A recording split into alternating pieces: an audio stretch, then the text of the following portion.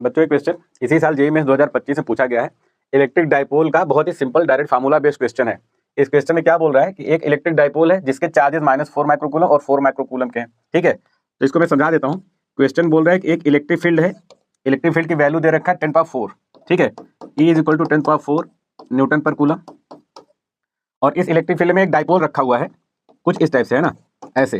और इस डाइपोल को जो पोजीशन है वो कोऑर्डिनेट सिस्टम में दिया हुआ -9, 0, 0 है ना। ये वाला जो चार्ज है वो आपका रखा हुआ है -9, 0, 0 पर, और ये वाला +9, 0, 0।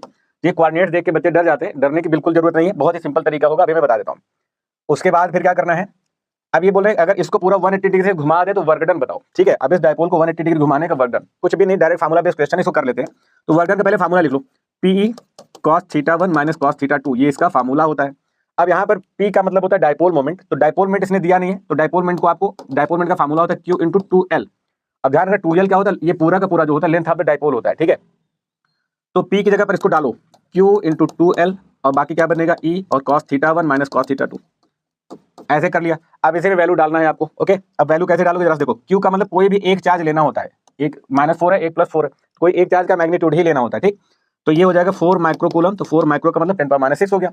अब ये पूरा का पूरा, इस पूरे के बारे में सोचना जरा सा, ये 2L का मतलब होता है लेंथ ऑफ द डाइपोल, और लेंथ ऑफ द डाइपोल क्या होती है, दोनों चार्ज के बीच का डिस्टेंस। ठीक है, अब इन दोनों चार्ज के बीच का डिस्टेंस इन्होंने कोऑर्डिनेट में दिया हुआ, तो अब इसमें देखो केवल x कोऑर्डिनेट ही है, y और z तो 0 है दोनों में। ठीक है, तो जब केवल एक ही कोऑर्डिनेट दिया हो तो हमेशा क्या कर दिया करो, किसी एक में से दूसरे को माइनस कर दो बस। तो 9 - -9, 9 में से इस वाले में से इसको माइनस करो, तो 9 माइनस, अब ये क्योंकि -9 है तो ऐसे करोगे तो ये ऐड हो जाएगा, तो 9 9 कितना आ जाएगा, 18। ठीक है, तो बस, तो ये दोनों के बीच के जो डिस्टेंस है वो 18 आएगी, तो जो लेंथ होगी 2L वो 18 डाल दो, और सेंटीमीटर में है तो 10⁻² कर लेते हैं ऐसे। ठीक है, सेंटीमीटर दिया हुआ। अब बचा इलेक्ट्रिक फील्ड, E की वैल्यू दिया हुआ है 10⁴, वो ले लो, और cos θ1 - cos θ2।